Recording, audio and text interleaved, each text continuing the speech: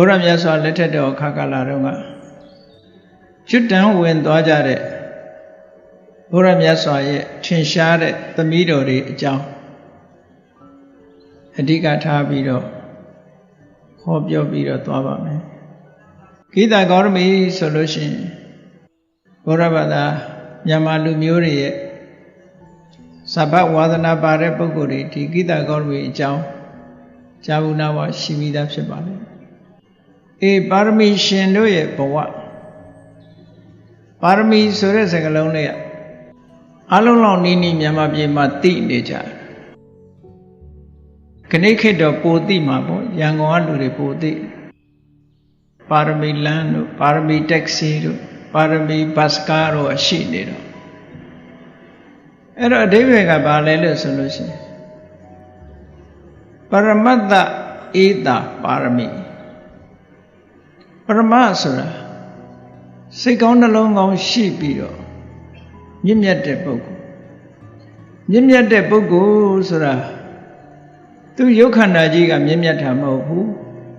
စိတ်ဓာတ်မြင့်မြတ်လို့ရှိရင်မြင့်မြတ်တဲ့ပုဂ္ဂိုလ်ဖြစ်ပါတယ်ရုပ်ခန္ဓာကိုမြင့်မြတ်လို့မြင့်မြတ်တယ်လို့မဆိုရဘူးစိတ်ဓာတ်မြင့်မြတ်တဲ့ပုဂ္ဂိုလ်မှမြင့်မြတ်တယ်လို့ပြောရပါတယ်မြင့်မြတ်တဲ့ပုဂ္ဂိုလ်ရဲ့လုပ်ရက်တွေမြင့်မြတ်တဲ့ပုဂ္ဂိုလ်ရဲ့ဆောင်ရွက်ချက်တွေမြင့်မြတ်တဲ့ပုဂ္ဂိုလ်ရဲ့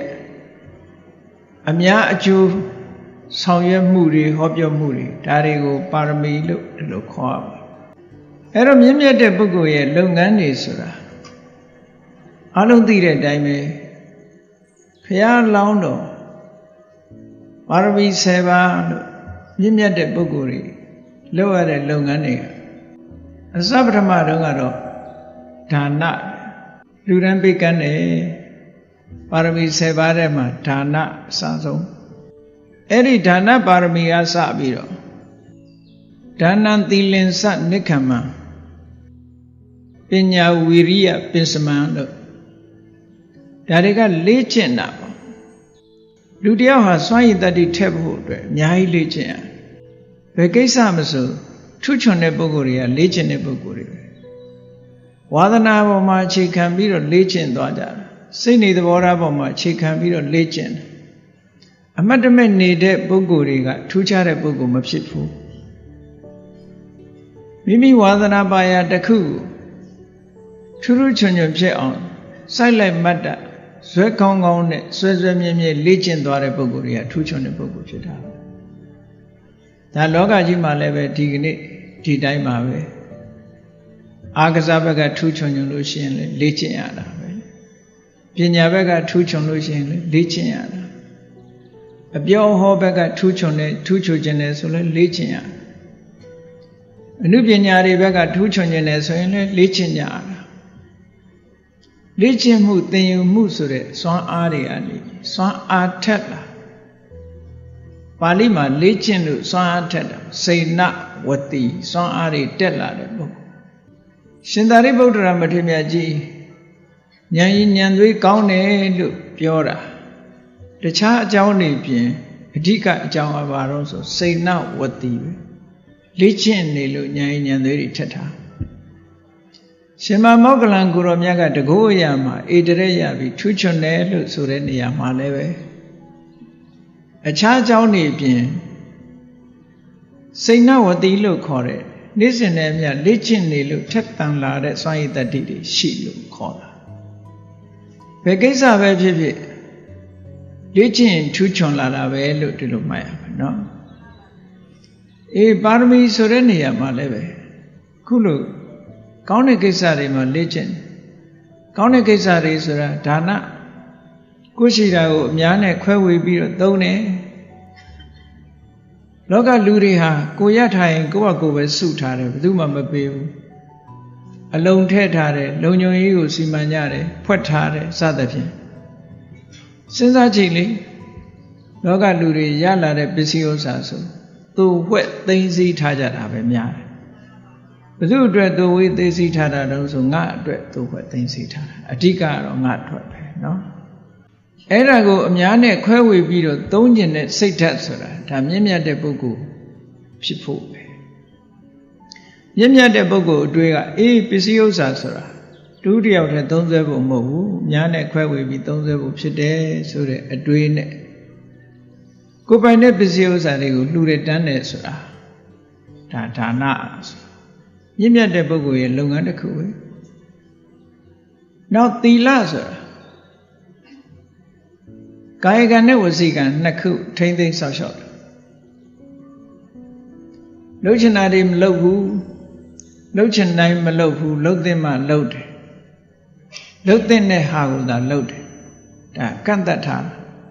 လူဆိုတာကိုလှုပ်ချင်လှုပ်ပလိုက်ကြတာပေါ့အကန့်တတ်မရှိတဲ့ပုဂ္ဂိုလ်တွေကစိတ်ကူးတဲ့ရာကိုလှုပ်ချင်တာလှုပ်ကြတယ်သီလဆိုတဲ့ကိုချင်တရားကြတော့ကိုလှုပ်ချင်တာမလှုပ်အောင်မလှုပ်တဲ့နာတွေကိုမလှုပ်အောင်ဘူးဆိုတာကန့်တတ်လာတယ်ပေါ့မလှုပ်တဲ့နာတွေမလှုပ်ရတာမဟုတ်ဘူးလှုပ်တဲ့နာကိုလည်းလှုပ်မိအောင်သီလဆိုတာလားအဲ့တော့မလှုပ်တဲ့နာကိုမလှုပ်ရဘူးဆိုတာကဝါရိတ္တသီလ၅ပါးသီလထဲမှာပါတဲ့ပြည့်မှုတွေကမလှုပ်တဲ့နာတွေဒုစရိုက်10ပါးကမလှုပ်တဲ့နာတွေကိုရှောင်တာသီလဒါတွေမဲ့ပြည့်စုံမလားလို့ဆိုတော့မပြည့်စုံသေးဘူးစာရိတ္တသီလလှုပ်တဲ့နာတွေလှုပ်အောင်မယ်မလှုပ်တဲ့နာကိုရှောင်တာရဲ့လှုပ်တဲ့နာကိုလှုပ်ထားရဲ့ဒီနှစ်ခုနဲ့ပြည့်စုံပြီဆိုလို့ရှိရင်သီလပဲထို့တူနှုတ်နဲ့ပတ်သက်လာလို့ရှိရင်လည်းပဲမပြောတဲ့နာကိုရှောင်ရမယ်ပြောတဲ့နာကိုပြောရမယ်နှမျိုးပဲမပြောတဲ့နာကိုရှောင်တယ်လေလေပြောတာတို့နှစ်ဦးနှစ်ယောက်ညီညွတ်နေတဲ့ပုဂ္ဂိုလ်တွေကွဲသွားအောင်မပြောရတာရိုင်းပြတဲ့စကားမျိုးတွေမပြောတာသူတစ်ပါးအကျိုးမဲ့ဖြစ်သွားအောင်မပြောတာအဲ့ဒါလိုမပြောတဲ့နာတွေကိုမပြောဘဲရှောင်တာဟာသီလပဲပြောတဲ့နာကိုပြောတာလည်းပဲသီလပဲဒါကြောင့်မို့သီလဆိုတာကာယကံနဲ့ဝစီကံဒီနှစ်ခုထိမ့်သိမ့်တာဆိုဒီနှစ်ခုထိမ့်သိမ့်လိုက်တာနဲ့တည်းပြင်ဒီပုဂ္ဂိုလ်ဟာမြင့်မြတ်တဲ့ပုဂ္ဂိုလ်ဖြစ်သွားတယ်အဲ့ဒီမြင့်မြတ်တဲ့ပုဂ္ဂိုလ်ရဲ့လုပ်ရဆိုတာသီလပဲပေါ့ပရမတ္တကမ္မံပါရမီတဲ့ပရမတ္တဧတာပါရမီသူတဏ္ဍာမှာဖြစ်တဲ့သဘောသူ့ရဲ့လုပ်ရတည်မြင့်မြတ်တဲ့ပုဂ္ဂိုလ်ရဲ့လုပ်ရမြင့်မြတ်တဲ့ပုဂ္ဂိုလ်ရဲ့စိတ်ဓာတ်အဲ့ဒါကိုပါရမီလို့ခေါ်တာပါနိက္ခမတဲ့လူဟာပြောစရာအာယုန်တွေထဲမှာနေမျောပြီးတော့ပြောနေတတ်တယ်အဲ့ဒီပြောနေတတ်တဲ့ဟာတွေကိုစွန့်လွတ်နိုင်ခဲ့တယ်တွေ့တာနေတယ်အဲ့ဒါတွေကိုစွန့်လွတ်လိုက်ပါတဲ့စွန့်လွတ်လိုက်တာနိက္ခမပါရမီပဲကာမဂုဏ်အာယုန်တွေကိုလက်လွတ်လိုက်တယ်ဒီတမ္မန်ကာမဂုဏ်အာယုန်တွေအပျော်တွေကိုလုံးဝစွန့်ပယ်လိုက်တာနိက္ခမမြန်မာတွေကတော့တောထွက်တယ်လို့ပြောတာအမှန်တောထွက်တာဆိုတဲ့အဓိပ္ပာယ်တဲ့နိက္ခမဆိုတာကာမအာယုန်တွေကနေထွက်ခွာလိုက်တာကြည့်လေကမ္မထာကြောင်းသွားပြီးတော့ကမ္မထာအထုတ်တာလဲဒါထွက်ခွာတာပဲကိုယ်အိမ်မှာကိုနေရင်ကနေပြီးတော့ကာမဂုဏ်အာယုန်စိတ်တွေကိုတွန်းလှန်ပြီးတော့တရားဓမ္မပေါ်ပျော်မွေးဖို့စိတ်ကိုလှုပ်တာလည်းပဲတနည်းအားဖြင့်ဒါနိက္ခမပဲပေါ့ထွက်ခွာလိုက်တာပဲအင်္ဂလိပ်လိုတော့ဒါမို့နိက္ခမကို renounce လို့ပြန်တယ် renounce ဆိုတာစွန့်ပယ်တာကာမဂုဏ်အာယုန်တွေကိုတွန်းလှန်ဖယ်ရှားပြီးတော့ထူးခြားတဲ့တရားဓမ္မသိအောင်ကြိုးစားတာနိက္ခမဒါလည်းလေ့ကျင့်ယူရတာမြင့်မြတ်တဲ့ပုဂ္ဂိုလ်မှလုံနိုင်တယ်ဒါကြောင့်ပါရမီပညာအရာရာကိုခွဲခြားစိတ်ဖြာပြီးစူးစူးဆန်းဆန်းဆင်ဆင်ခြင်ခြင်ရှိတာပညာလောကလူတွေကများသောအားဖြင့်နမောနမဲ့နေကြတယ်မစင်စားကြဘူးဟိုလူပြောယုံဒီလူပြောယုံဟိုဟာပြောဟုံတို့ဒီဟာပြောဟုံတို့ကိုယ်တိုင်စဉ်းစားရမယ်အကြံထုတ်ရမယ်ဆိုရင်လည်းပြင်းတယ်ပြင်းနေတယ်လို့ဖြစ်တယ်ပေါ့မတွေးချင်ဘူးအမှန်တရားသိဖို့မကြိုးစားချင်ဘူးပညာဆိုတာလေ့ကျင့်သင်ကြားပေးလိုက်လို့အရာရာကိုခွဲခွဲခြားခြားကွဲကွဲပြားပြားသိလာပြီထိုသိတဲ့အရာဖြင့်အမှားအမှန်ကိုဆုံးဖြတ်ပေးနိုင်တယ်ပညာကိုလေ့ကျင့်သင်ကြားပေးနေတာပညာရအောင်ယူနေတာဟာဒါ ပညာပါရမီပဲအခုတရားနာတာဟာလည်းပဲပြောမယ်ဆိုရင်အသိဉာဏ်ရဖို့နားတယ်ဆိုရင်ပညာပါရမီပါပဲတရားနာခြင်းသည်အသိဉာဏ်ကိုဖြစ်ပေါ်စေတယ်ဒါကြောင့်မို့လို့တရားနာတဲ့ကုသိုလ်ကိုမဟာပညာတန်ဝတ္တနိကပฏิပဒါကုသိုလ်လို့မြတ်စွာဘုရားကအင်္ဂုတ္တရနိကေကုလသုတ်တံမှာဟောထားတာရှိတရားနာတယ်ကိုမသိတာတွေကိုမေးတယ်အဲ့ဒါလို့မေးမြန်းတာတို့ကုသိုလ်ဆိုတာဘယ်လိုတော့ဗျာအကုသိုလ်ဆိုတာဘယ်လိုတော့ဘာကိုရှောင်ဘာကိုဆောင်ရမလဲဆိုတဲ့မေးခွန်းတွေဓမ္မနဲ့ပတ်သက်တဲ့မေးခွန်းတွေမေးလိုက်လို့အဖြေရလာပြီဆိုလို့ရှိရင်ဒါအသိဉာဏ်ချက်ချင်းရတယ်အဲ့ဒါအသိဉာဏ်ကိုစီးပူးအားထုတ်ခြင်းဖြစ်သည့်အတွက်ကြောင့်ဒီလိုပညာကိုလေ့လာသင်ကြားမှတ်ယူနေတာဟာပညာပါရမီပါပဲဘုန်းကြီးတို့တရားချစ်ခင်သူတော်စင်ပြိဿတ်တွေတရားဓမ္မနာကြတယ်စာပေဖတ်ရှုကြတယ်ဆွေးနွေးကြတယ်မေးမြန်းကြတယ်ဟောတာဟာတာမန်မဟုတ်ဘူးပညာပါရမီပါလို့ဒီလိုမှတ်ရဝိရိယဘယ်အလုပ်လုပ်တွန့်ဆုတ်မှုမရှိဘူးမအောင်မြင်အောင်လုပ်တယ်ပေါ့ထူးသဖြင့်ကောင်းတဲ့အလုပ်တွေနဲ့ပတ်သက်လာလို့ရှိရင်လူတွေဟာလွယ်နဲ့လက်လျှော့သွားတတ်တယ်ပေါ့လွယ်တာကိုသာရွေးလုပ်ကြတယ်ခက်ခဲတာဆိုမလုပ်ဘူးခက်ခဲကိုကြိုးပမ်းအထုတ်ပြီးတော့ကြိုးစားအထုတ်တယ်ဆိုတာဒါဝိရိယတခါတရံကျတော့လုံလဝိရိယဆိုတာစိုက်ထုတ်မှုပြုဖို့ရလူတွေကလက်လျော့တတ်တယ်ပေါ့ဒီနေရာမှာဘုရားလောင်းမဟာစနကမင်းသားရဲ့စိတ်ထားကိုတတိထားဖို့လိုတယ်ပေါ့သင်္ဘောကြီးနစ်တဲ့အခါကျတော့သူနဲ့အတူတကွသင်္ဘောပေါ်ပါတဲ့သင်္ဘောသား900လောက်ကမျောလင်းချက်မရှိတော့ဘူးဆိုပြီးလုံလဝိရိယအကုန်ဆုံးလိုက်ကြအဲ့လိုလူမျိုးကလည်းအများကြီးရှိတယ်အေးသေမဲ့တူတော့အေးပဲသေမဲ့ဆိုတဲ့လူတွေအများကြီးပဲနော်မစွန့်လွတ်နိုင်တာမစွန့်စားဝတ်တာမဟာစနကမင်းသားအဲ့လိုမတွေးဘူးလှုပ်တဲ့နာလှုပ်ရမယ်လုံလဝိရိယဆိုတာလှုပ်ရမယ်ကြည့်လေသူလှုပ်တဲ့နာတွေပြင်းစင်ပြီးတော့သဘောအလံတိုင်းထိတ်ဖြားတက်ပြီးတော့သူအင်အားရှိသလောက်ခုန်လိုက်တာ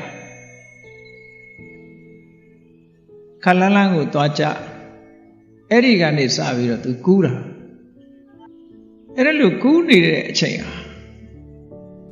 ဘေးကလူတွေကတော့ပြောမယ်ဆိုမင်းဘယ်ကူးနေတာလဲတောင်ဘက်ကြည့်လိုက်လဲကမ်းမမြင်ဘူးရှေ့ဘက်ကြည့်လိုက်လဲကမ်းမမြင်ဘူးအနောက်ဘက်ကြည့်လိုက်လဲကမ်းမမြင်ဘူးကမ်းမမြင်မဲနဲ့ဘယ်ဘက်ကြည့်အရက်လေးမျက်နှာကမ်းဆိုတာလုံးဝမမြင်ရတဲ့နေရာကြီးကိုရောက်နိုင်မယ်လို့မျှော်လင့်ချက်ကိုရှိနိုင်ရလားမရှိဘူးအဲ့ဒီလိုမရှိတာကိုဘုရားလောင်းဟာပင်လယ်ထဲမှာကူးခတ်နေတာဟာတာမန်ပုဂ္ဂိုလ်တွေကတော့တွေးလိုက်မယ်ဒါမိုက်မဲခြင်းလို့ပြောလိုက်မယ်ပေါ့ဘုရားလောင်းကအဲ့လိုမစင်စားဘူးသေမသေရောလှုပ်တဲ့နာလှုပ်မယ်သေသွားတဲ့ထဲမှာနောက်ဆုံးမှာ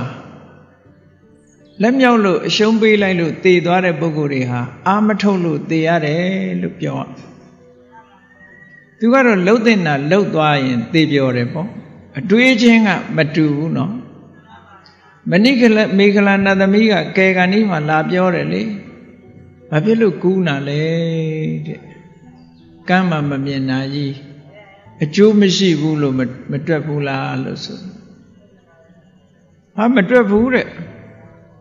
သူ့အနေနဲ့လှုပ်တဲ့အလုပ်တစ်ခုလုပ်တယ်လို့ပဲတွက်တယ်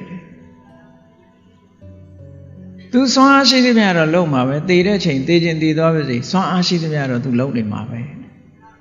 ဘလောက်ကောင်းတဲ့စိတ်ဓာတ်လဲပေါ့ကြည့်သူကထောက်ပြတယ်ကျန်တဲ့လူတွေသေးကုန်ပြီတဲ့ငါကူးနေတာမသိဘူးတဲ့အခုနတ်သမီးဆိုတာလဲငါမြင်ဘူးရပြီတဲ့ဆိုဟောလို့ကူးခတ်ခြင်းရဲ့အကျိုးကျေးဇူးတွေရှိတယ်လို့ပြောတာနော်အေးဖះလောင်းနေဝီရိယဆိုတာမြင့်မြတ်တဲ့ပုဂ္ဂိုလ်ရဲ့လောက်ရတစ်ခုပါပဲ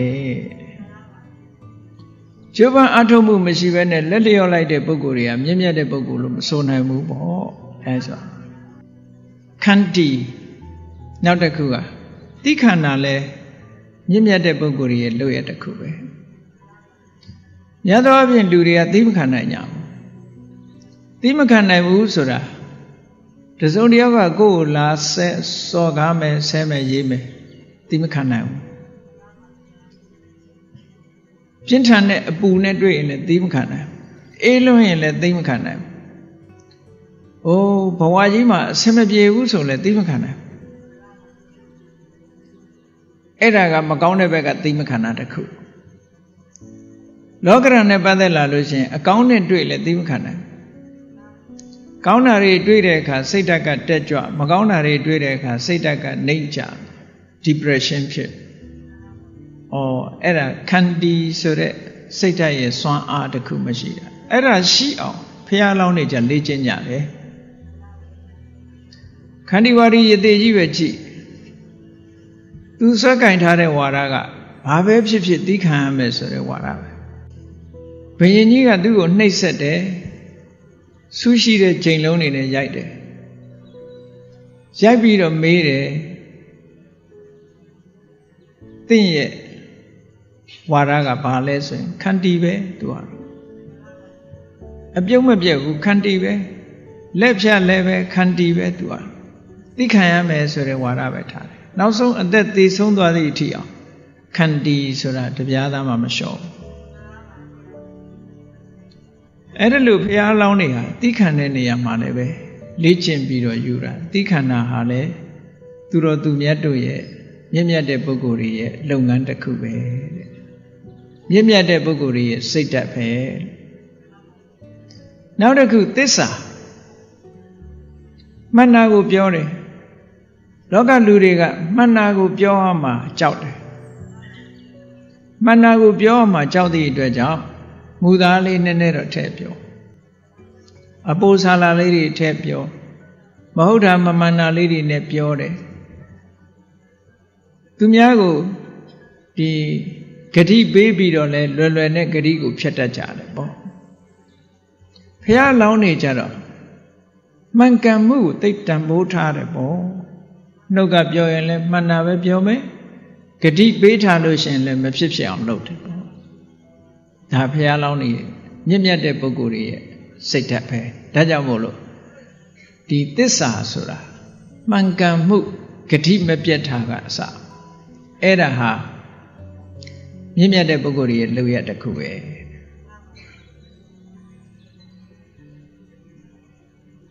နောက်တစ်ခါကျတော့အဋိဋ္ဌာဏဆိုတာခုခေတ်အများနားလည်နေတာတော့အဋိဋ္ဌာန်နဲ့အဋိဋ္ဌာန်ပတိစိတ်ပေါ့စသဖြင့်ပြောကြဒီနေ့ကို10ဘတ်ဆိုရင်10ဘတ်မပြည့်အောင်စိတ်ဟုတ်ပါတယ်အဋိဋ္ဌာဏဆိုတာအဋိဆိုတာဆွဲဆွဲမြဲမြဲဌာနယတ္တိတာကိုလှုပ်တယ်မဲ့ဆိုရဲအလုပ်တစ်ခုဆွဲမြဲဆိုတာဆုံးဖြတ်ချက်အတိုင်းဥလီမတုံဆောင်ရွက်သွားတာဒါအဋိဋ္ဌာဏပါရမီလို့ခေါ်တယ်အဋိဋ္ဌာန်ထားပြီဆိုရင်ဒီအဋိဋ္ဌာဏပါရမီကိုဘယ်တော့မှမဖြစ်ဘူးဒါလည်းပဲမြင့်မြတ်တဲ့ပုဂ္ဂိုလ်ရဲ့လုပ်ရတစ်ခုပဲတဲ့နောက်တစ်ခုကမေတ္တာအများရဲ့ကောင်းကျိုးကိုလိုလားတာကိုယ်ပတ်ဝန်းကျင်ကပုဂ္ဂိုလ်တွေအများတ attva တို့ရဲ့ကောင်းကျိုးကိုလိုလားတဲ့အမုန်းကင်းစင်တဲ့သဘာဝတရားတစ်ခုလောကလူတွေကမိမိပေါ်မှာအကျိုးပြုတဲ့ပုဂ္ဂိုလ်သို့မဟုတ်မိမိနှစ်သက်တဲ့ပုဂ္ဂိုလ်ဆိုရင်တဏှာနဲ့ချစ်ခင်ကြတယ်မိမိအတွက်အနှောက်အယှက်ဖြစ်တယ်ဆိုတဲ့ပုဂ္ဂိုလ်တွေကြတော့ဒေါသနဲ့မုန်းတီးကြတယ်အဲ့တော့ချစ်ချင်းနဲ့မုန်းခြင်းဆိုတာဒီနှစ်ခုစိတ်ဓာတ်မှာကွဲပြားပြီးတော့နေတယ်ဖះလောင်းတော်တွေကြတော့အေးချစ်ချင်းနဲ့မုန်းခြင်းတဏှာနဲ့ချစ်ချင်းဆိုတာလည်းမရှိဘူးဒေါသနဲ့မုန်းခြင်းဆိုတာလည်းမရှိဘူးချစ်ချင်းနဲ့မုန်းခြင်းနှစ်ခုကြားမှာအကျိုးစီးပွားကိုလိုလားတယ်ဆိုရယ်မြင့်မြတ်တဲ့စိတ်နဲ့ထားတယ်ပေါ့မေတ္တာဆိုတာ တဏှာချစ်နဲ့တဏှာချစ်ဆိုတာကိုယ့်အတွက်မေတ္တာဆိုတာသူ့အတွက်တဏှာရဲ့သဘောကကိုယ့်အတွက်စဉ်းစားတာမေတ္တာကသူ့အတွက်စဉ်းစားတာအဲ့တော့သူ့အတွက်သူများအတွက်စဉ်းစားတယ်ဆိုတဲ့က selfish မဟုတ်ဘူးတဲ့ selfish ဆိုတဲ့ကိုယ်ကျိုးရှာတဲ့စိတ်ဓာတ်အမြင့်မြတ်တဲ့ပုဂ္ဂိုလ်ရဲ့စိတ်ဓာတ်မဟုတ်ဘူးဒါကြောင့်မို့ပါရမီဆိုတာပါရမီ7ပါးထဲမှာပါတယ်ဒီမေတ္တာဆိုတာအများရဲ့အကျိုးလိုလားနှစ်သက်တယ်အများကောင်းကျိုးဆောင်ရွက်ဖို့အများရဲ့အကျိုးမျှော်လင့်နေဆိုတဲ့မြင့်မြတ်တဲ့စိတ်ဓာတ်ဟာလည်းပါရမီပဲနောက်တစ်ခုဥပိ္ပခာဥပိ္ပခာဆိုတာ ਨੇ ပတ်သက်ပြီးတော့နားလည်ဖို့ရတာဥပိ္ပခာကဘသူကကိုယ့်ကိုဘာလုပ်ဆဲသွားသည်ဖြစ်စေကိုယ့်ကိုချီးမွမ်းနေသည်ဖြစ်စေကဲ့ရဲ့သည်ဖြစ်စေကိုယ့်ကိုအကျိုးပြုသည်ဖြစ်စေအကျိုးမပြုသည်ဖြစ်စေထိုပုဂ္ဂိုလ်ရဲ့လောက်ရကိုစိတ်ထဲမှာမထားဘူးသူလောက်ရမယ့်အလုပ်ကိုလုပ်သွားတာအဲ့ဒါဥပိ္ပခာဥပိ္ပခာဆိုတာပုဂ္ဂိုလ်ရဲ့လောက်ရကိုလစ်လျူရှုပြီးတော့လုပ်တဲ့နာလုပ်တာအကျိုးစီးပွားကိုဆောင်ရွက်တာအဲ့ဒါမှဥပိ္ပခာနော်မတက်လို့မခေါ်ဘဲနဲ့နေတာဥပိ္ပခာမဟုတ်ဘူးများသောအားဖြင့်ဥပိ္ပခာဆိုအရာထဲမှာဥပိ္ပခာထားလိုက်ဥပိ္ပခာထားလိုက်ဥပိ္ပခာဆိုတာအလွန်မြင့်မြတ်တဲ့သဘောထားတစ်ခုပဲအတိမ်းဆောင်မရှိဘူးသူကမြေကြီးလိုပဲဘယ်လိုမြေကြီးอ่ะမြေကြီးဟာသူ့ပေါ်မှာမစင်အညစ်အကြေးတွေဆွန့်လဲစိတ်မဆိုးဘူးပန်းနန္တာရည်တွေလောင်းတော်လည်းပဲဝမ်းမသာဘူးသူ့ဖို့ဒီနှစ်ခုကဘာမှမထူးအေးဥပိ္ပခာဆိုတဲ့စိတ်ဓာတ်ကလည်းပဲကျန်တဲ့ပုဂ္ဂိုလ်တွေပတ်ဝန်းကျင်ကပုဂ္ဂိုလ်တွေရဲ့လောက်ရတွေကိုဂရုမစိုက်ဘူးတဲ့ကိုလုံးတဲ့အလုပ်ကိုဆက်လုပ်သွားတယ်ပေါ့ကောင်းတဲ့အလုပ်တွေလုပ်တယ်ဒါကြောင့်မို့ဖျားဖြစ်ဖို့မြင့်မြတ်တဲ့အလုပ်တွေဟာဒီလုပ်ငန်းတွေမလုပ်ဘဲနဲ့ဖျားဆိုတာမဖြစ်နိုင်ဘူးပေါ့အဲ့တော့ပါရမီရှင်တွေဆောင်ရွက်ရမယ်မြင့်မြတ်တဲ့အလုပ်တွေဆိုတာကဟောဒီ10မျိုးပဲအဲ့ဒီ10မျိုးကိုတောင်မှအဆင့်3ဆင့်စီထပ်ခွဲလိုက်သေးတယ်နော်ဒါနဆိုလို့ရှိရင်အပြင်မပစ္စည်းလူတာကဒါနပါရမီကိုယ်ခန္ဓာကိုယ်မှာရှိတဲ့သွေးစတာကိုထုတ်ပြီးတော့လှူတာကဒါနဥပပါရမီအသက်အသေးခံပြီးတော့လှူတာကဒါနပရမတ္ထပါရမီသီလကလည်းထို့တူပဲပြင်ပပစ္စည်းတွေအဆုံးရှုံးခံပြီးတော့သီလကိုထိမ့်သိမ်းစောင့်ရှောက်တယ်မိမိရဲ့ခြေလက်အင်္ဂါအဆုံးရှုံးခံပြီးတော့သီလကိုထိမ့်သိမ်းစောင့်ရှောက်တယ်အသက်အဆုံးခံပြီးတော့သီလကိုထိမ့်သိမ်းစောင့်ရှောက်တယ်လို့3ဆင့်အားလုံးဟာ3ဆင့်စီသွားမှာပဲအဲ့ဒါကြောင့်မို့လို့ပါရမီ10ပါးအပြား30လို့ပြောတာဒါအမတန်လေ့ကျင့်ရတဲ့ကိစ္စတွေပေါ့နော်အေးမြင့်မြတ်တဲ့ပုဂ္ဂိုလ်ဆိုတာဒီအလုပ်တွေလုပ်နေတဲ့ပုဂ္ဂိုလ်တွေကိုမြင့်မြတ်တယ်လို့ခေါ်ရတယ်ပါရမီရှင်ဆိုတာအခုလိုမြင့်မြတ်တဲ့အလုပ်တွေလုပ်လို့စုကြီးပန်ရတယ်ပေါ့သမ္မာသမ္ဗုဒ္ဓလောကထွတ်ထားသဗ္ဗညုတဖရာအဖြစ်သို့ရောက်ချင်တဲ့ပုဂ္ဂိုလ်တွေကြတော့အဲ့ဒီလေ့ကျင့်မှုကအတိုင်းအတာကန့်သတ်တစ်ခုရှိတယ်တဲ့လေ့ကျင့်ရမယ်အတိုင်းအတာပမာဏတစ်ခုအဲ့ဒီအတိုင်းအတာပမာဏအတိုင်းမလေ့ကျင့်နိုင်ရင်မရဘူးဒါကြောင့်မို့ဘုရားလောင်းတော်တွေဟာအ ਨੇ ဆုံးပညာဓိကပညာကိုဦးစားပေးတဲ့ဘုရားဆိုလို့ရှိရင်လေးအသင်္ချေနဲ့ကဘာတသိ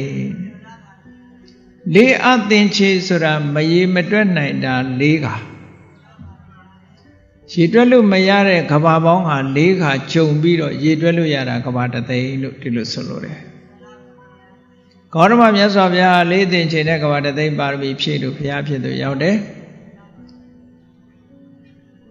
နောက်အဲ့ဒီမှာ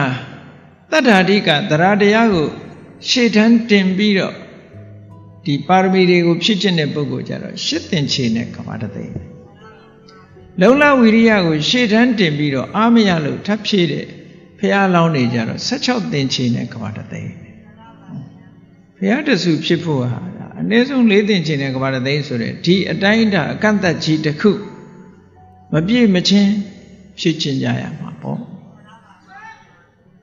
အဲ့ဒါလိုပဲမိမိကိုယ်တိုင်ကိုယ်ပိုင်ဉာဏ်ဖြင့်သစ္စာလေးပါးကိုသိတဲ့ပိစိကဗုဒ္ဓပိစိကဗုဒ္ဓဆိုတာတိကြဖရာလို့ဒီလိုပြောလို့ရတယ်ဘုသူတရားကိုမှနာပြီးတော့တဆင့်နာပြီးတပိခံပြီးတော့ဖြစ်တာမဟုတ်ဘူးကိုယ်ပိုင်အသိဉာဏ်နဲ့ဖရာဖြစ်သွားလို့သမ္မာသမ္ဗုဒ္ဓဖရာကနေပြီးတိကြဖရာအဲ့ဒီဖရာဖြစ်ဖို့ရကြတော့နှစ်သင်္ချေနဲ့ကဘာတသိန်းပါရမီဖြစ်ရမယ်အတိုင်းတာကန့်သတ်ရှိတယ်ထို့တူပဲ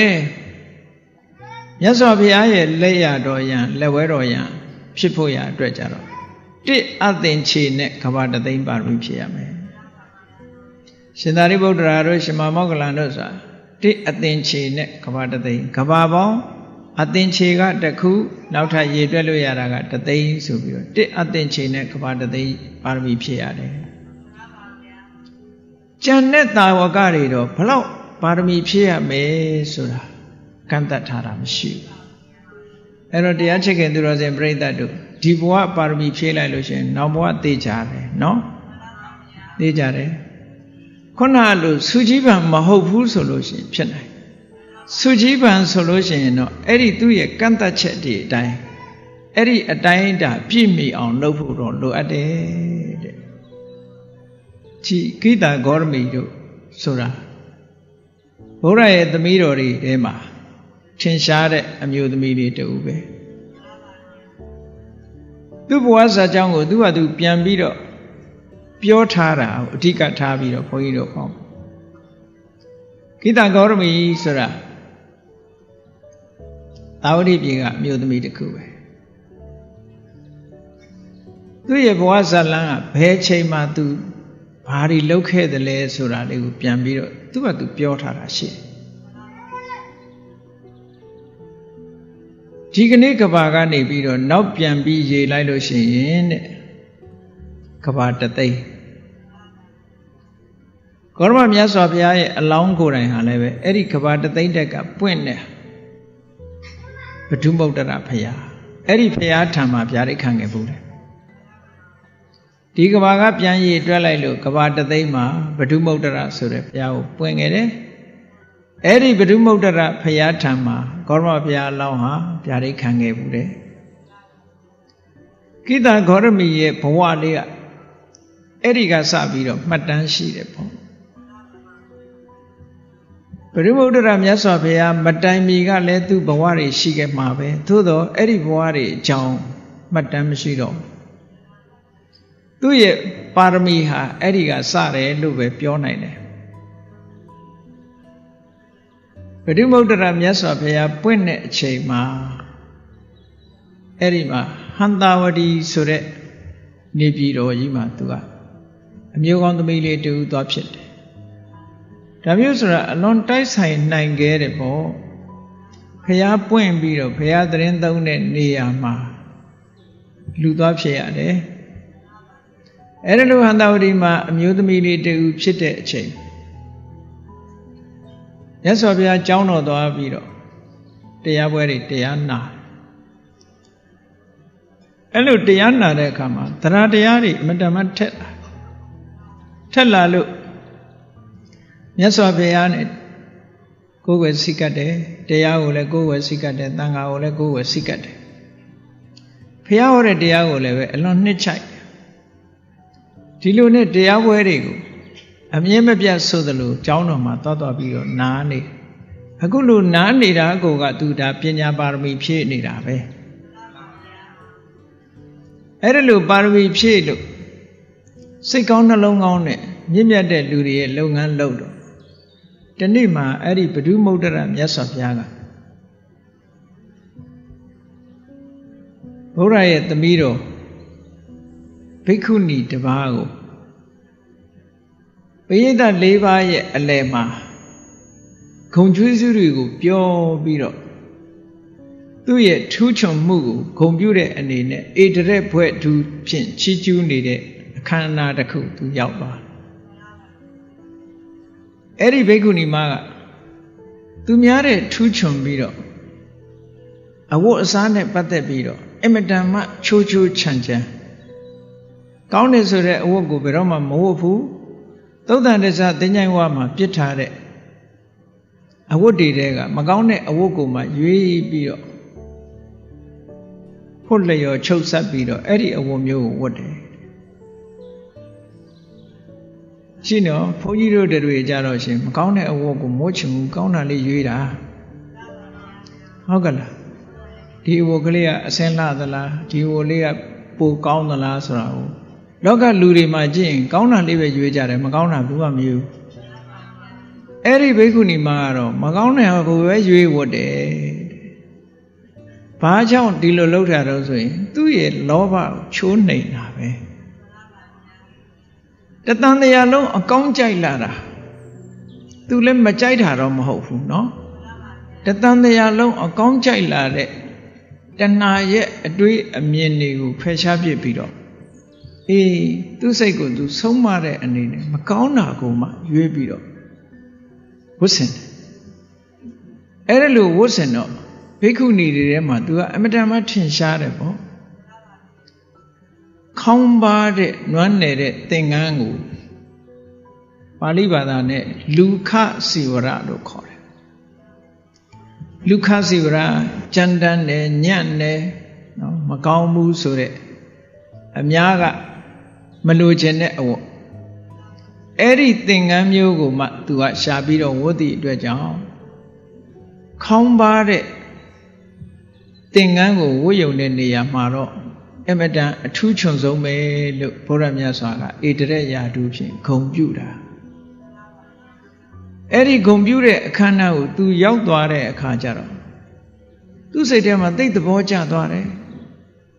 သူကိုယ်သူလည်းကြည့်မိပါလိမ့်မယ်။အော်ငါကြတော့ကောင်းတာတွေကြီးပဲဝတ်တာကောင်းတာတွေဝတ်သည့်အတွက်ကြောင့်အဝတ်အကောင်းဝတ်လို့ဆိုပြီးတော့ဂုံပြုတာမရှိဘူးလေဂုံပြုမခံရဘူးကြည်စမ်းခေါင်းကောင်းဖားပါအညံ့ဆုံးအဝတ်ကိုမှဝတ်တဲ့ပုဂ္ဂိုလ်ကြတော့ဂုံပြုခံရတယ်သူများနဲ့မတူတဲ့စိတ်ဓာတ်နော်အဲ့ဒီစိတ်ဓာတ်ကလေးသူပေါ်လာတယ်ပေါ်လာတဲ့အခါကျတော့သူ့စိတ်ထဲမှာဆွဲဆွဲမြဲမြဲအဲ့ဒီဘိက္ခုနီမကိုသိအားကြတယ်ခုခေတ်လေလူတွေကောင်းရနဲ့ပတ်သက်ပြီးတော့ဒီလိုမြင်ကြရကြားကြလို့ရှိရင်အားကြတယ်ဆိုတာပေါ်တာပဲပေါ့နော်လူတိုင်းကအားကြလားလို့ဆိုတော့မကြဘူးကိုယ်ဝါဒနာကိုယ်စိတ်ဓာတ်နဲ့ကိုင်းညီသွားတဲ့အချက်တွေကြတော့အားကြကြတယ်လူတွေမှာဟောကိတံဂေါရမီဖြစ်လာမဲ့အမျိုးသမီးငယ်အဲ့ဒီအချိန်တုန်းကဒီဘိက္ခုနီမရဲ့အသွင်အပြင်ထိုဘိက္ခုနီမရဲ့ဖျားကိုယ်တိုင်ကနေပြီးတော့ချစ်ကျူးပြီးဂုံပြူတာအမတန်မှအားကြတယ်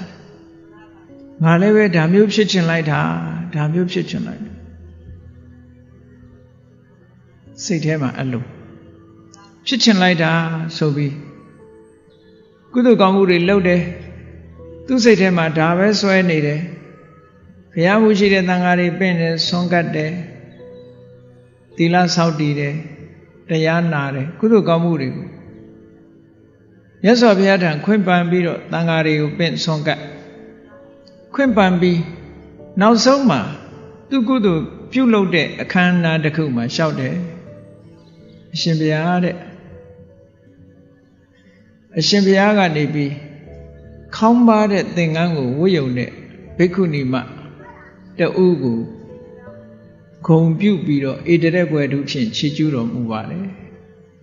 တပည့်တော်လည်းပဲအခုလုပ်တဲ့ကုသိုလ်တွေဟာအဲ့ဒီလိုဘိက္ခုနီမျိုးတပည့်တော်ဖြစ်ချင်လိုက်တာဗျာဖြစ်ပါရစေပါဟောဒီကုသိုလ်ကောင်းမှုကြောင့်တပည့်တော်အဲ့ဒါမျိုးဖြစ်ချင်လိုက်တာဖြစ်ပါရစေပါလို့ဆုတောင်းတယ်ဆုတောင်းတော့ဘုရုမုဒ္ဒရာမြတ်စွာဘုရားကကြည်လိုက်တာသူစိတ်ကလည်းတအားထက်သန်တယ်နော်အဓိကာရောစသန္တတာဒီဗျာဒိတ်ရဖို့ဆိုတာလူသားစစ်စစ်လည်းဖြစ်ဖို့လိုတယ်တဲ့ဘုရားလောင်းနေကြတော့အဓိကာရသူများတဲ့ထူးထူးခြားခြားကုသိုလ်လုပ်တဲ့ပုဂ္ဂိုလ်လည်းဖြစ်ရသန္တ လွန်ခဲပြင်းထန်တဲ့ဖြစ်ချင်တဲ့စိတ်ဆန္ဒလည်းရှိရမယ်။တမန်ကလေးအားကြယုံမဟုတ်ဘူးတကယ်ဖြစ်ချင်တဲ့စိတ်ဆန္ဒသူ့မှာရှိတယ်။အဲ့ဒီဆန္ဒစွမ်းအားကြောင့်မို့လို့ကုသိုလ်တွေလုပ်ပြီးအရှင်ဘုရားတဲ့တပည့်တော်လည်းအဲ့ဒီဘိက္ခုနီမမျိုးဖြစ်ပြရစေပါတဲ့။ဆိုတော့ပထမုဒ္ဒရာမြတ်စွာဘုရားကအနာဂတန္တညာနဲ့ကြည့်တယ်အနာဂတ်ဘဝတွေလှမ်းပြီးတော့ကြည့်လိုက်တဲ့အခါကျတော့အေးဒီကဘာကနေကဘာတသိန်းလွန်သွားတဲ့အခါဗဒ္ဒကဘာဆိုတဲ့ကဘာတစ်ခုပေါ်လိုက်တယ်အဲ့ဒီဗဒ္ဒကဘာမှာဘုရားငါးစုပွင့်မယ်စတုထမြောက်ပွင့်တဲ့ဂေါရမဘုရားအဲ့ဒီဂေါရမဘုရားလက်ထက်မှာသင်ဟာလူခစီဝရခေါင်းပါတဲ့သင်္ကန်းကိုဝိယုံတဲ့ဘိက္ခုနီတွေထဲမှာထူးချွန်သူဖြစ်လိမ့်မယ်လို့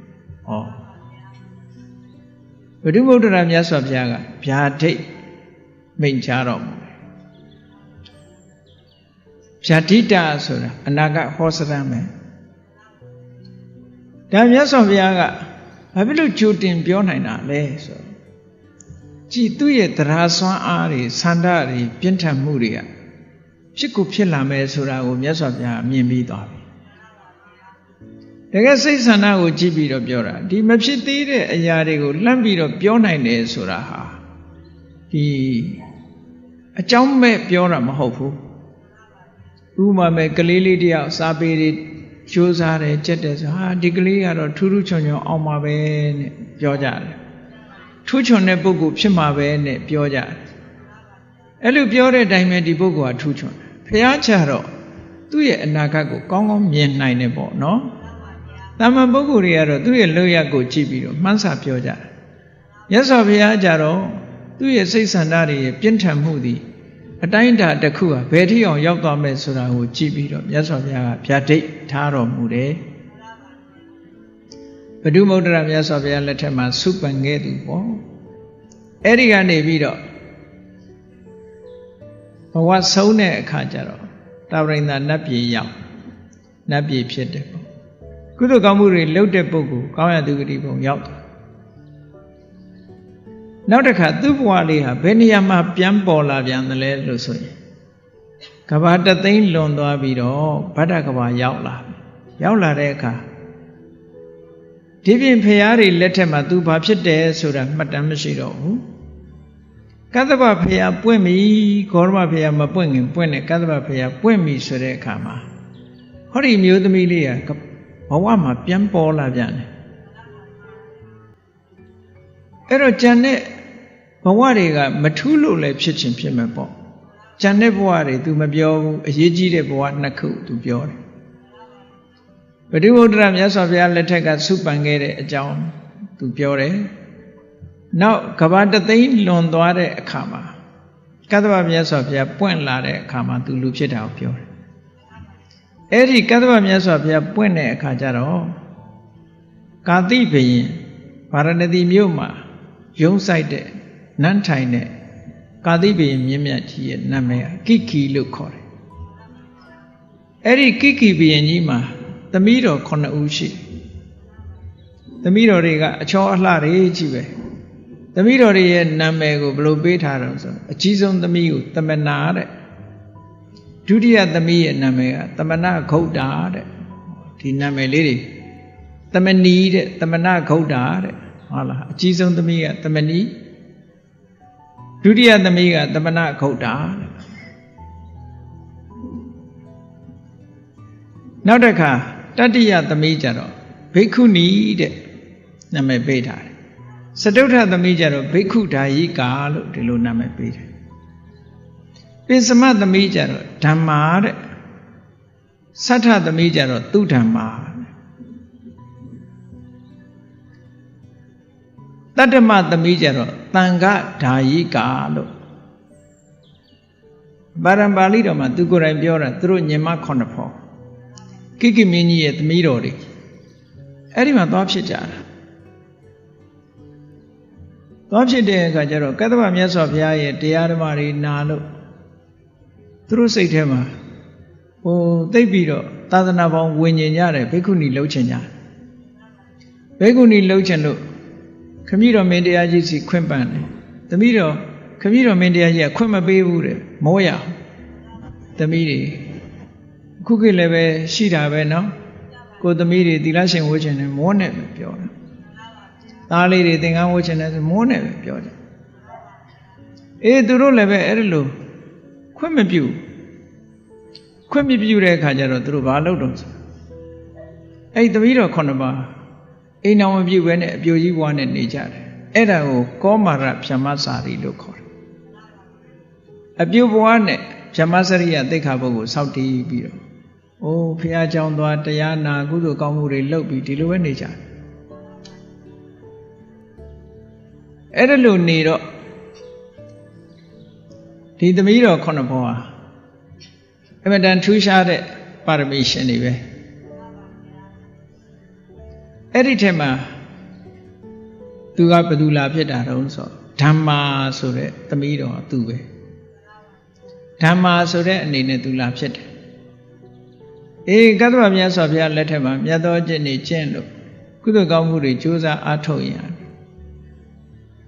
တဘဝအဆုံးသတ်တဲ့အခါကျတော့နတ်ပြည်ရောက်သွားနတ်ပြည်ရောက်ပြီးတော့ဂေါရမမြတ်စွာဘုရားပွင့်တဲ့အခါမှာတခါသူ့ဘဝဇာကြောင်းပြန်ပေါ်လာပြန်သာဝတိပြည်ကတထေသမီးလေးလာဖြစ်တယ်သို့တော့ကံမကောင်းအကြောင်းမလားတော့သူဘာဖြစ်တုံးဆိုတော့ဆင်းရဲမွဲတေသွားအဲ့ဒါလို့ဆင်းရဲမွဲတေပြီးတော့ဘာမှစားစရာမရှိတော့တထေသမီးမိဘတွေကစီးပွားပြက်ပြီးတော့ဆင်းရဲသွားအဲ့ဒါလို့ဆင်းရဲရဲနဲ့ဖြစ်သွားတဲ့အချိန်လေးမှာသာဝတိပြည်ကတထေကြီးတူဒါကဓမ္မပဒအထက်ကထာမှာဆိုတဲ့စကားဘုန်းကြီးတို့အခုဒီကိတဂေါရမီထေရီမကိုယ်တိုင်ပြောတာကတော့အပဒါနလို့ခေါ်တယ်သူရဲ့ဇာတ်ကြောင်းတွေကိုသူပြန်ပြီးတော့ပြောမယ်ဆိုရင်ခုခေတ်လို့ဆိုရင် autobiography ပေါ့သူဇာတ်လမ်းကိုသူကသူပြောတာဓမ္မပဒမှာပြောထားတာလေးနဲ့ဓမ္မပဒအထက်ကထာမှာမှတ်တမ်းတင်ပြီးရေးထားတာနဲ့အပဒါမှာလာတဲ့မှတ်တမ်းတင်ထားချက်လေးတွေဟာအနည်းငယ်ကွဲလဲမှုလေးတွေတော့ရှိပါတယ်ဒါဇာလန်းကွဲလွဲတာကအဓိကမဟုတ်ပါဘူးเนาะဒီလိုပါပဲမနေ့ကကိစ္စတောင်2ယောက်ပြောရင်တစ်မျိုးစီဖြစ်အောင်ပါနည်းနည်းတော့ကွဲမှာပေါ့เนาะကောင်းပြီသူအဲ့ဒီဓမ္မပဒအထက်ကထာမှာပြောထားတဲ့သူ့ရဲ့ဇာလန်းလေးသာဝတိပြည်ကတထေးကြီးတယောက်ကတဲ့ကံမကောင်းအကြောင်းမလားလို့ဗန္ဒာတိုက်ထဲသိမ်းထားတဲ့ရွှေတွေငွေတွေဟာအကုန်လုံးမီးသွေးခဲတွေဖြစ်ကုန်မီးသွေးခဲတွေဖြစ်တဲ့အခါကျတော့တထေးကြီးစိတ်တွေညစ်ပြီးတော့မစားနိုင်မသောနိုင်မအိပ်နိုင်ဖြစ်မိတ်ဆွေတွေကလာပြီးတော့မေးကြ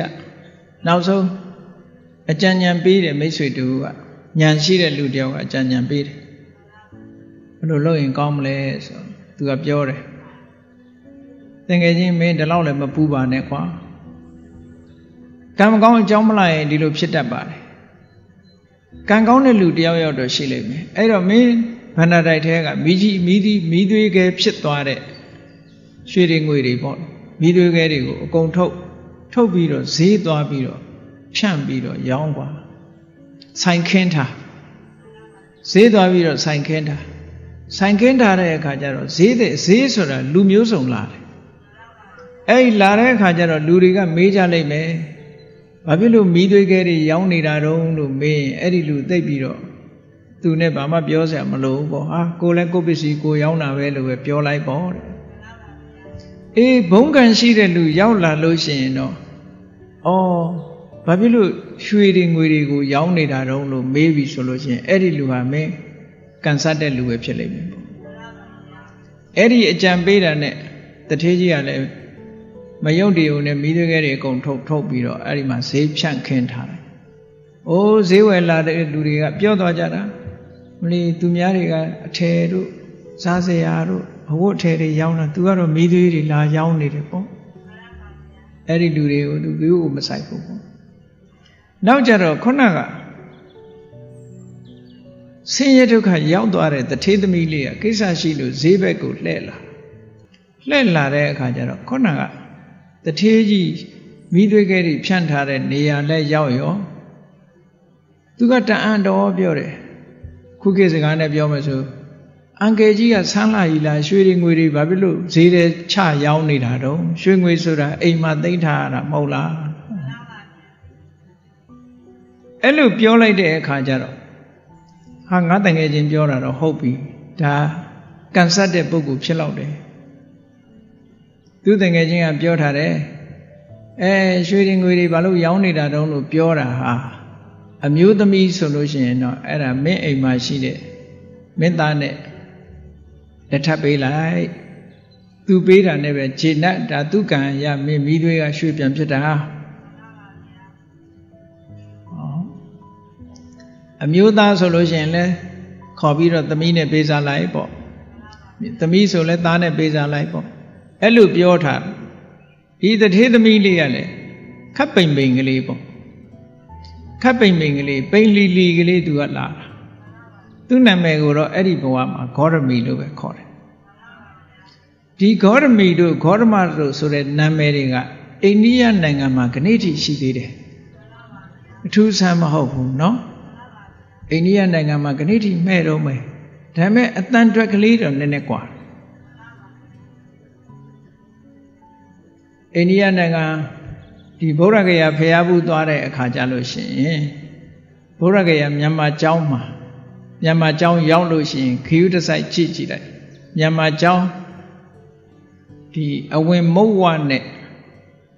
ခတ်တဲ့လောက်လမ်းရဲ့အရှိဘက်မှာစားတောက်ဆိုင်တစ်ဆိုင်ရှိတယ်ကလားဆိုင်တစ်ဆိုင်ရှိတယ်အဲ့ဒီဆိုင်မှာစာရေးထားတာဘာရေးထားတော့ဆိုဂေါက်တန် restaurant ဂေါက်တန် restaurant ဆိုတာဂေါရမထမင်းဆိုင်လို့ရေးထားတာပမာတော့ဂေါက်တန်လို့ရေးတာဂေါက်တန်ဆိုဂေါတမပဲသူတို့အတန်နဲ့ဂေါက်တန်ဂေါတမနော်အဲ့ဒါကြောင့်မလို့ဂေါတမတွေရှိနေသေးတယ်လို့ဒီလိုပြောအောင်ဗမာလူမျိုးတွေကြတော့မခေါ်ရဲဘူးလေကလားတွေကတော့အဲ့ဒီဂေါက်တန် restaurant ဆိုတာအဲ့ဒါဗုဒ္ဓဂယာရောက်ရင်ကြည်တာကြည်ပြီးတော့အဲ့ထမင်းဆိုင်ရှိတယ်အဲ့ဒီမျိုးသမီးတွေကလည်းဂေါတမီတဲ့သို့တော့သူကပိန်လီလီကလေးမို့သူ့ကိုပိန်သေးသေးလေးမို့ခိတာဆိုတာပိန်နာလို့ပြောတယ်တခြားဂေါရမီတွေနဲ့꿰အောင်လို့သူ့ကိုခိတာဂေါရမီလို့ခေါ်တယ်သူကလည်းဦးလေးကြီးကဘယ်နဲ့ကြောင့်ရွှေတွေငွေတွေချရောင်းနေတာတုံးလို့ဆိုတော့ခုနကတထေးကြီးကဝမ်းသာသွားတယ်သူ့အိမ်မေးမြန်းပြီးတော့နောက်ဆုံးမှာအိမ်ကသားနဲ့လက်ထပ်ထိန်ပြန်ပြီးတော့ပေးလိုက်တယ်အဲ့ဒီရွှေတွေငွေတွေအားလုံးကိုဂေါရမီကိုအပ်လိုက်တယ်ပေါ့အဲ့ဒါလို့ရွှေတွေငွေတွေဘာကြောင့်ရောင်းတာတုံးဆိုရင်သမီးဘယ်မှာလဲရွှေတွေငွေတွေဆိုဟောဒီမှာပေါ့ရွှေတွေငွေတွေနဲ့သူ့လက်ကကင်လိုက်တဲ့အခါအကုန်လုံးမီးသွေးတွေကရွှေဖြစ်သွားတယ်နော်အဲ့ဒါနဲ့သူ့ကိုအဲ့ဒါအိမ်ခေါ်ပြီးဒီပစ္စည်းတွေသူကြွေးသမျှနဲ့စာအဲ့ဒါလို့နေတာသို့တော်လေလူဆိုတာကဆင်းရဲသူရဲ့ဆင်းရဲသူဆင်းရဲသားဘဝကလာတဲ့ဒီကလေးမလေးကိုသူ့မျိုးသားကလွဲလို့ယောက်ျမတွေကတိတ်ပြီးတော့မကြည်ပြူချင်ကြဘူးတဲ့ဒါကတော့ဘဝမှာဒီလိုကြုံတတ်တာပဲเนาะဆင်းရဲတာဆိုတော့သူတို့လိုဂုံရီတူနဲ့ပဲပေးစားကြတာပေါ့အဲ့တော့ဒီကလေးမလေးကဆင်းရဲတယ်ပတ်စံမရှိဘူးသူတို့ပတ်စံတွေကိုသူတို့ကအခုသူပိုင်တဲ့ရွှေတွေငွေတွေလုပ်ပြီးသူမိစားနေရတယ်ဆိုယောက်ျမတွေကတိတ်မကြည့်ဘူးလူဆိုတာခုခေတ်ကလူပဲဖြစ်ဖြစ်ရှေးခေတ်ကလူပဲဖြစ်ဖြစ်တူတူပဲဒါအဲ့ဒါလို့မကြည့်ပြူတာအဲ့ဒါလို့နဲ့နောက်ဆုံးသားယောက်ျားလေးမွေးလိုက်တဲ့အခါကျတော့တအိမ်လုံးကသူ့ကိုဝိုင်းချစ်လာကြတယ်ဒီအိန္ဒိယရဲ့အမျိုးသမီးတွေဟာသားယောက်ျားလေးမွေးလို့ရှိရင်တော့တကယ်မင်္ဂလာပဲဒီပစ္စည်းဥစ္စာတွေကိုပိုင်ဆိုင်တာသားယောက်ျားမှာပိုင်တာသားယောက်ျားလေးမွေးလိုက်တော့သူ့အဖို့မှာတိတ်အားကိုးသွားဘာဖြစ်လို့တော့ဆိုရင်အိုးယောက်ျမတွေကလည်းဖူးဖူးမှုတ်အရင်ကလိုပြီးတော့အဖက်မလို့စောင်းမြောင်ပြောခံနေရတဲ့ဘဝအဲ့ဒီဘဝလွန်မြောက်သွားပြီးတော့ဒီရွှေတွေငွေတွေဟာသူ့သားလေးက ပိုင်ဆိုင်တော့မှာဆိုတော့သူ့ဘဝဟာဘလောက်အားတက်စရာကောင်းသွားတော့အဲ့ဒီလိုအခြေအနေလေးဒီကလေးလေးမွေးလာပြီးတော့ဟုတ်လားပြေးတက်လွှားတက်3နှစ်သား2နှစ်3နှစ်အရွယ်ကလေးမှာဒီကလေးလေးဟာယောဂဖြစ်ပြီးတော့ဆုံးသွားရှာကဲစဉ်းစားတာကြည့်ဒီလိုအမျိုးသမီးတွေဟာသားယောက်ျားလေးထွန်းကားမှသားကိုအမိပြုပြီးတော့အသက်မွေးလို့ရတာသားမရှိတော့ဘူးဆိုကြတဲ့ကဒီအမွေကိစ္စသူဘာမှမပိုင်တော့ပြီးရောသွားပြီဘယ်လောက်စိတ်ဆင်းရဲစရာကောင်းလဲသူ့မှာဒီလိုအားကိုးရမယ်သားလေးတယောက်ဆုံးသွားတာနဲ့တပြိုင်နက်နော်လူဆိုတာကိုယ်ရေးကိုတွေးကြရတာနော်ကိုယ်ရေးကိုတွေးတာဒီသားကလေးရှိသည့်အတွက်ကြောင့်ပစ္စည်းပိုင်ဆိုင်မှုအတွက်သူကသေချာနေတာသားလေးရဲ့ဆုံးသွားရောဒီပိုင်ဆိုင်မှုတွေကလုံးဝဆုံးရှုံးသွားတယ်အဲ့ဒီဇလံမျိုးပဲတစ်ခုကရှင်သူဒိဏဆိုတဲ့အမျိုးသားတယောက်အိမ်အောင်တယ်ပါပဲသို့တော်လည်းသူသာသနာပေါင်းဝင်သွားတဲ့အခါကျတော့မိဘတွေကသိချမ်းသာတယ်ကျန်တဲ့အမွေစားသားသမီးမရှိဘူးဒီသူဒိဏပဲအမွေစားပဲဒါပေမဲ့လို့သူဒိဏကသာသနာတော်မှာပြောနေတော့လူထွက်အောင်မိဘတွေကအမျိုးမျိုးကြိုးစားနောက်ဆုံးမှာသူ့ရဲ့ဇနီးကိုလွတ်ပြီးတော့ကြိုးစားခိုင်းတယ်ကြိုးစားလို့မရဘူးလို့ဆိုတဲ့အချိန်မှာနောက်ဆုံးကဇနီးတဲ့ဟာစိတ်ထိခိုက်ပြီးတော့မူးပြီးတော့လဲသွားတယ်အဲ့ဒီလိုမူးလဲသွားတာကိုအထက်ကရာကြီးကဘာဖြစ်လို့မူးလဲတာတုံးလို့ရှင်းပြတဲ့အခါကျတော့သူစိတ်ထိခိုက်သွားတာဟာသူ့ရိမ်ကိုချစ်လွန်းလာလို့မဟုတ်ဘူးတဲ့ရရှိရမယ့်အမွေတွေတော့ပြီးပါပြီဆိုပြီးတော့မူးလဲသွားတာဟုတ်ကဲ့လားဒါအိန္ဒိယရဲ့လူနေမှုစနစ်ကဘယ်လိုမှပိုင်ဆိုင်ခွင့်မရှိဘူးမြို့သမီးကအခုလည်းပဲစဉ်းစားကြည့်ကိတ္တဂေါရမီရဲ့ဘဝဟာအဲ့ဒီအခြေအနေမျိုးရောက်သွားတယ်ဒါကြောင့်မို့လို့ဒီကလေးလေးကိုသူကမစွန့်ရက်ဘူးကလေးရဲ့အလောင်းလေးကိုရင်ဘတ်မှာပွေ့ပြီးတော့သူ့သားလေးစိတ်ကူးပေးကြပါအောင်သူ့သားလေးစိတ်ကူးပေးကြပါအောင်နဲ့ဆိုပြီးတော့ဟိုးအရတကမြို့ထဲမှာလှည့်ပြီးတော့လူတွေ့တိုင်းပဲဆေးမရှိတော့ဘူးလားသူသားလေးပြန်အသက်ရှင်အောင်ဆေးကုမပေးနိုင်ဘူးလားနဲ့မေးတာအဲ့ဒါလို့မေးပြီးတော့လှည့်သွားလာပြီးတော့တောကတဲ့ဖြစ်သွားတာပေါ့သူလည်းပဲအယူတစ်ပိုင်းပဲခိတဂေါရမီအဲ့ဒါလို့ယူသွတ်တဲ့အနေအထားမျိုးရောက်သွားတဲ့အခါမှာအသိဉာဏ်ရှိတဲ့ကြံတဲ့လူတွေကတော့ပြောင်ကြလှောင်ကြတာပေါ့ဟဲ့အယူနေရာယူနေတာလားတည်သွားတဲ့လူဘယ်လိုလုပ်စိတ်ကူးလို့ရမှာတော့ပြောကြတယ်ပေါ့ဒါပေမဲ့သူကတော့သူ့သားလေးအသက်ရှင်ရေးအတွက်ကလွဲလို့ဘယ်သူဘာပြောကူမဆိုင်ဘူးနောက်ဆုံးမှာအသိဉာဏ်ရှိတဲ့အမျိုးသားတယောက်ကနေတောကကြောင့်ဒုက္ခရောက်နေရှာတာဒီဒုက္ခဒီစိတ်ကိုကုစားနိုင်မဲ့ပုဂ္ဂိုလ်ကတော့ဘုရားကလွဲလို့ဘူးမှကုစားနိုင်မှာမဟုတ်ဘူးဆိုပြီးဘုရားစီရောက်အောင်လမ်းညွှန်လိုက်တယ်ဆေးနီးသိတဲ့ပုဂ္ဂိုလ်ကသေတဲ့ပုဂ္ဂိုလ်ပြန်ရှင်အောင်ဆေးနီးသိတာတော့ဘုရားတစ်ပါးပဲရှိတယ်ကြောင်းသွားလို့ပြောအဲ့ဒါနဲ့ကြောင်းရောက်လာကြောင်းရောက်တဲ့အခါကျတော့မြတ်စွာဘုရားကလည်းသိတယ်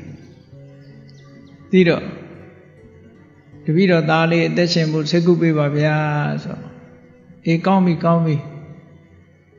အရက်ထဲသွားပြီးတော့တဲ့မုံညင်းစိတ်လေးလက်တဆုပ်လောက်ရအောင်ယူခဲ့အဲ့ဒီမုံညင်းစိတ်လေးရလို့ရှိရင်ဖြင့်ဒီအသက်ပြန်ရှင်ဖို့ဖြစ်ကောင်းဖြစ်နိုင်လိမ့်မယ်သို့တော့အဲ့ဒီမုံညင်းစိတ်ယူတဲ့အခါမှာမေးဦးဒီအိမ်ဒီအမျိုးမှာမသေးဘူးတဲ့လူရှိသလားဆိုတာလည်းမေးဦးမသေးဘူးတဲ့အမျိုးတွေကမှယူခဲ့ရမယ်မသေးဘူးတဲ့အိမ်ဆိုတာအိန္ဒိယရဲ့ထုံးစံကအိမ်လို့ဆိုပေမဲ့လို့ဒီအိမ်တွေကဥပမာအသစ်ဆောက်ပြီးတော့လူမနေသေးဘူးဆိုရင်ဒီအိမ်ကတော့ပဲသေးဘူးမှာတော့ပေါ့သို့တော့အမျိုးဆိုလို့ရှိရင်တော့မရှိဘူးဟုတ်ကဲ့လားမိသားစုတစုဟာလူမသေးဘူးတဲ့မိသားစုဆိုတာပဲရှိမှာအဖိုးတွေအဖွားတွေအဘေးတွေရှိသေးတာဟုတ်နော်သိခဲ့တာအဲ့တော့ကိုယ့်ရဲ့အစဉ်အလာကိုပဲပြန်ကြည့်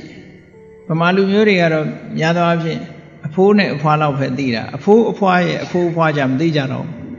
ပျောက်လိုက်ပြီ အဲ့ဒီအဖိုးဖွားရဲ့အဖိုးဖွားဆိုဝေးသွားပြီဟုတ်ကဲ့လားသို့တော့အိန္ဒိယတို့ဘာတို့နိုင်ငံတွေမှာဒီအစဉ်အလာလေးတွေကရှိတယ်သူတို့မှတ်ထားတာ surname ခေါ်တာပေါ့နော်အနွယ်ရဲ့အမည်နာမတွေမှတ်တမ်းတင်ထားတာရှိတယ်အဲ့တော့ကိတ္တဂေါတမီအဲ့ဒီမုံညင်းစီဟာမသိဘူးတဲ့အမျိုးတည်းကပေးတဲ့မုံညင်းစီဖြစ်ရမယ်သူလိုက်ရှာတော့မုံညင်းစီတွေရကြတယ်ပေးပါဆိုမုံညင်းစီပေါ်ပါတယ်ဆိုကလားဆိုတာအိန္ဒိယမှာကမုံညင်းစီခဏထိသုံးပဲရှိတယ်လေအဲ့ဒီမုံညင်းစီလေးကိုပေးတာပေးပြီးတော့သူကမေးတယ်နေပါဦးနဲ့ဒီအမျိုးထဲမှာရှင်တို့အမျိုးထဲမှာလူမသေးဘူးတာဟုတ်ကလားလို့ဆိုတော့ဟဲနင်ယူနေသလားသေတဲ့လူနဲ့ရှင်တဲ့လူသေတဲ့လူကများတာပေါ့ဟုတ်လားအမျိုးတစ်မျိုးဆိုတာအစဉ်အလာအဝေးကြီးကိုဆိုပါစို့ဂေါတမမြတ်စွာဘုရားရဲ့အမျိုးပဲကြည့်လိုက်အောင်ဆွေတော်မျိုးတော်တွေကဟိုးစလာတဲ့အချိန်ကနေပြီးဂေါတမဆိုတဲ့အနွယ်ကြီးကိုတီထောင်းလာတဲ့ပုဂ္ဂိုလ်ဆိုတာဟိုးရှိပဝေသနီကလေအဲ့တော့တည်သွားတဲ့ပုဂ္ဂိုလ်တွေကအများကြီးပေါ့သက်ရှင်တဲ့ပုဂ္ဂိုလ်ကနည်းနည်းပဲရှိတယ်အဲ့လိုပြောလိုက်တဲ့အခါကျတော့ဒီစကားလေးကသူ့ဖို့တတိယသွားစေတဲ့ထူးခြားတဲ့စကားဖြစ်သွားတယ်အေးလောကကြီးမှာမတည်ဘူးတဲ့လူမျိုးအမျိုးဆိုတာဘယ်ရှိမလဲတည်တဲ့လူကများတယ်မတည်တဲ့လူကနည်းနည်းပဲဆိုတော့သူ့ကိုယ်သူသဘောပေါက်သွားတယ်အဲ့ကြတာအော်လောကလူတိုင်းဟာသေနေကြတာပါလားငါတူးတဲ့သေတာမဟုတ်ပါလားငါသားလေးတူးတဲ့သေတာမဟုတ်ပါလားဆိုတာစဉ်းစားပြီးတော့တတိယသွားတယ်ဒါနော်ပါရမီရဲ့ပုံရိပ်တွေကဒီမှာလာပေါ်လာတာပေါ့ဘုရားလက်ထက်တွေကတရားဓမ္မနာထားတဲ့အသည့်တွေကဒီနေရာမှာလာပြီးတော့ပေါ်လာတယ်အဲ့ဒါနဲ့ငါမှားနေပြီဆိုပြီးတော့သူ့သားလေးကိုတုတ်တန်ပို့ပြီးတော့တကြိုပြီးဘုရားစီပြန်လာခဲ့တဲ့အခါမှာမြတ်စွာဘုရားဟောတယ်ဒီလိုသိတယ်ဆိုတာသိချင်းတရားဆိုတာတရွာတည်းနဲ့သက်ဆိုင်တာလည်းမဟုတ်ဘူးတမျိုးတည်းနဲ့သက်ဆိုင်တာလည်းမဟုတ်ဘူးလူမျိုးတစ်မျိုးသို့မဟုတ်အိမ်အောင်စုတစ်ခုတည်းနဲ့သက်ဆိုင်တာမဟုတ်ဘူးအားလုံးနဲ့သက်ဆိုင်လောကကြီးတစ်ခုလုံးနဲ့သက်ဆိုင်နေဆိုတဲ့အနိစ္စသဘောတရားတွေကိုဟောလိုက်တယ်ဟောပြီးတော့ဒီလိုမေ့လျော့နေတဲ့ပုဂ္ဂိုလ်တွေမေ့လျော့နေတဲ့အချိန်မှာဒီသိချင်းတရားဟာဒီလိုပဲဆွဲခေါ်ပြီးတော့သွားတာတဲ့ကိုမိသားစုကိုပဲပြန်ကြည့်ဆွဲခေါ်သွားလိုက်တဲ့ပုဂ္ဂိုလ်တွေအများကြီးပဲဘယ်လိုများတာတုံးဆိုရင်လှမ်းကြည့်လိုက်လေအမေရဲ့အဖွာမရှိတော့ဘူးအဲ့ဒီအဖွာရဲ့အဖွာမရှိတော့ဘူးအဲ့ဒီအဖွာရဲ့အဖွာလည်းမရှိတော့ဘူးဟောဆွဲခေါ်သွားတာအများကြီးပဲအဲ့ဒီလိုပဲဆွဲခေါ်သွားတာလို့မြတ်စွာဘုရားကလောကရဲ့သဘာဝကိုဟောပြောလိုက်တဲ့အခါမှာအိုးဒီကိစ္စတွေနဲ့ပတ်သက်ပြီးတော့တန်တရားလုံးဝကင်းသွားပြီးတော့သောတာပန်အစဉ်ရောက်သွားတယ်သူအေးသောတာပန်ဖြစ်သွားတယ်ဆိုတာညာလကြီးလားလို့တော့မအောင်မေ့လိမ့်နဲ့ဘုရားတည်းရဲ့လက်ထက်မှာတရားဓမ္မနာထားလို့အသိဉာဏ်တွေကရှိထားတဲ့ပုဂ္ဂိုလ်တို့ဘူးနော်အဲ့ဒါကြောင့်မလို့တရားဓမ္မနာရင်ကနေပြီးတော့မမြဲတဲ့သဘောတွေတန်တရားရဲ့အနေအထားတွေအလုံးသိမြင်ပြီးတော့တန်တရားကင်းသွားတယ်တဲ့မှန်ကန်တဲ့အမြင်တစ်ခုကိုရသွားပြီးတော့သောတာပန်ပုဂ္ဂိုလ်ဖြစ်သွားတယ်အဲ့ဒါနဲ့ပဲသာသနာပေါင်းဝင်လိုက်တဲ့သူဟာတောကတွေငြိမ်းလို့သာသနာပေါင်းဝင်လိုက်တဲ့အခါမှာမြတ်စွာဘုရားသခင်ကိုရောမြတ်ကတရားဟောတယ်တရားဓမ္မကိုကျင့်ကြံနေတဲ့အချိန်မှာတရားဟောတယ်အဲ့ဒီတရားဓုတရားမြတ်ရတာလေးနဲ့ပတ်သက်ပြီးတော့ဓမ္မပဒအထက်ကထာမှာသူကအလှဲ့ချဘိက္ခုနီမတွေတာဝန်ထမ်းဆောင်တဲ့အချိန်မှာမိထွန်းရမယ်အလှဲ့အလေးမှာသူမိထွန်းတယ်မိထွန်းရင်ကနေပြီးတော့မိတောက်ကလေးကြည်ရင်ကနေပြီးတော့စီကလေးတွေခန်းသွားတာမိစာလေးတွေတူသွားတာဒါလေးကိုစိတ်ကသွားပြီးအာယုံယူမိတယ်ပေါ့မိစာလေးတွေကုံသွားတာတို့စီလေးတွေခန်းသွားတာဒါလေးတွေကိုကြည်ရင်ကနေပြီးတော့မမြဲတဲ့သဘောကိုယ်တဏ္ဍာမှာလဲယုတ်တရားနံတရားတွေဟာလဲဒီလိုပဲတနေ့ပြီးတနေ့ကုန်ခန်းနေတာပါလားလို့ဖျောင်းတိုင်လေးဟာတိုးတူသွားတယ်လို့ပဲငါတို့ရဲ့အသက်ဟာလည်းတဖြည်းဖြည်းတိုးတူသွားတာပါလားလို့ဒီလိုဆင်ញင်စဉ်းစားလိုက်တဲ့အချိန်မှာမြတ်စွာဘုရားကတရားဟောတယ်တဲ့ အဲ့လိုတရားဟောတယ်ဆိုတဲ့နေရာမှာလည်းပဲအပဋ္ဌာန်းမှာဂါထာနှစ်ပုဒ်အပဋ္ဌာန်းမှာပါတဲ့ဂါထာနဲ့ဓမ္မပဒမှာပါတဲ့ဂါထာလေးကမှတ်တမ်းလေးကလွဲနေတာရှိတယ်ပေါ့အဲ့တော့အပဋ္ဌာန်းမှာသူကိုယ်တိုင်ပြောတဲ့ဂါထာလေးကိုပြောရမယ်ဆိုလို့ရှိရင်ဒီမြတ်စွာဘုရားဟောတဲ့သူနာလိုက်ရပြီးတော့တရားဓုတရားမြတ်ရသွားတဲ့ဂါထာလေးကဘာလို့ဆိုအဲ့ဒီလိုစဉ်းစားနေတဲ့အချိန်လေးမှာမြတ်စွာဘုရားကရောင်ကြီးတော်လေးလွတ်လိုက်တယ်ရောင်ကြီးတော်လွတ်လိုက်လို့ကြည့်လိုက်တဲ့အခါကျတော့ဘုရားရုပ်ပုံတော်ပါပေါ်လာတယ်သူနာမှာဘုရားအနီးရောက်လာတယ်လို့ထင်ရတယ်ပေါ့အဲ့ဒီအချိန်မှာမြတ်စွာဘုရားကသူဟောသွားတာဘာဟောသွားတော့ဆိုယောသဝတ္တတတံဇီဝေအပ္ပတံဥရိယဘယံဧကဟံဇီဝိတာတေယောပတ္တတောဥရိယဘယံအေးချစ်သမီးခန္ဓာကိုယ်ရဲ့ယုံနံတရားတွေရဲ့ဖြစ်မှုပြက်မှုကိုမမြင်မဲနဲ့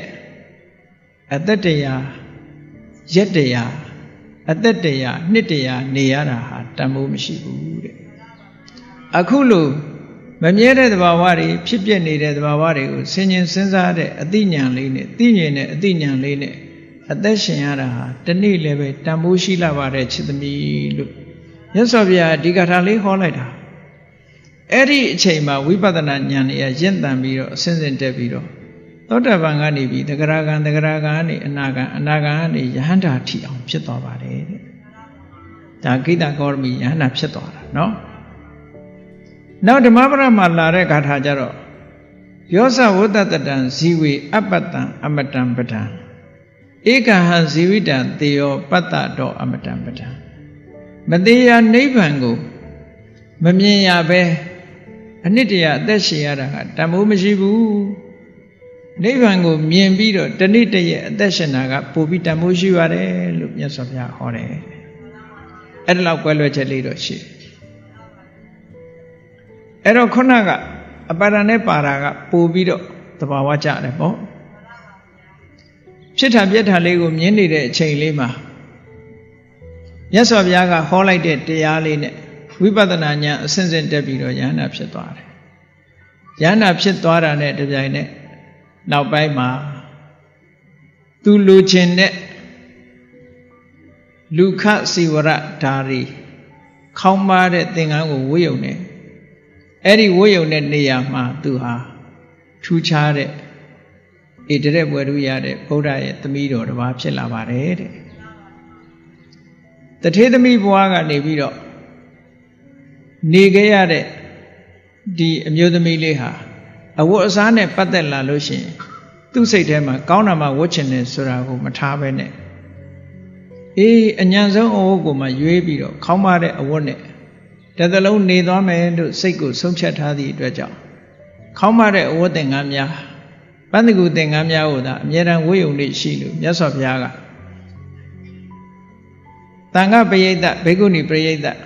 လူပရိသတ်အလယ်မှာကိတဂေါရမီဆိုတဲ့ဘေကုဏီမလေးကိုဧတရက်ပွဲတူးဖြင့်ချီးကျူးမြောက်စားပါတယ်ဒီနေရာမှာသူ့ရဲ့စုပန်မှုဟာပြည့်စုံသွားတာဖြစ်ပါတယ်နော်ဒါကြောင့်မို့လို့ကိတဂေါရမီရဲ့ဘဝဟာဒီအချိန်မှာမှတ်တမ်းအရပြောမယ်ဆိုလို့ရှိရင်ကဘာတသိန်းကစပြီးတော့ဖြာရရခဲ့တဲ့အမျိုးသမီးကတ္တဗဗျာဆိုဘုရားလက်ထက်မှာလည်းပဲတရားဓမ္မတွေကိုကျင့်ကြံကြိုးကုပ်တဲ့အမျိုးသမီးဂေါရမမြတ်စွာဘုရားလက်ထက်တောင်မှပဲဘဝဟာအမျိုးစုံကြုံတွေ့ရပြီးလောကရဏီနဲ့ကြုံတွေ့ရပြီးနောက်ဆုံးမှာတရားဓုတရားမြတ်ကိုရရှိသွားတဲ့ဒီထေရီဘိက္ခုနီမအဖြစ်ယဟန္တာဘိက္ခုနီမအဖြစ်ရောက်သွားရုံမျှမကဧတရက်ဘွယ်တူဖြင့်ချီးကျူးခံရတဲ့ဘိက္ခုနီမတစ်ပါးဖြစ်သွားတယ်လို့သာသနာတော်မှာနေတွင်လလင်ထင်ရှားတဲ့အမျိုးသမီးတစ်ပါးအဲ့ဒါဟာပါရမီရှင်ရဲ့ဘဝပါပဲတဲ့နော်ဒါကြောင့်မို့လို့ဘုန်းကြီးတို့တွေဟာအခုလိုပါရမီရှိတဲ့ပုဂ္ဂိုလ်ရဲ့ဘဝကိုတွေ့ယူအားကြပြီးတော့မိမိတို့လည်းပဲဒီဘဝသိတတ်တဲ့ဘဝမှာပါရမီတွေပြည့်အောင်ကြိုးစားအားထုတ်ကြမယ်လို့ကိုယ်စီစိတ်ထားပြီးတော့ကျင့်ကြံကြိုးကုပ်အားထုတ်တော်မူနိုင်ကြပါစေကုန်သတည်း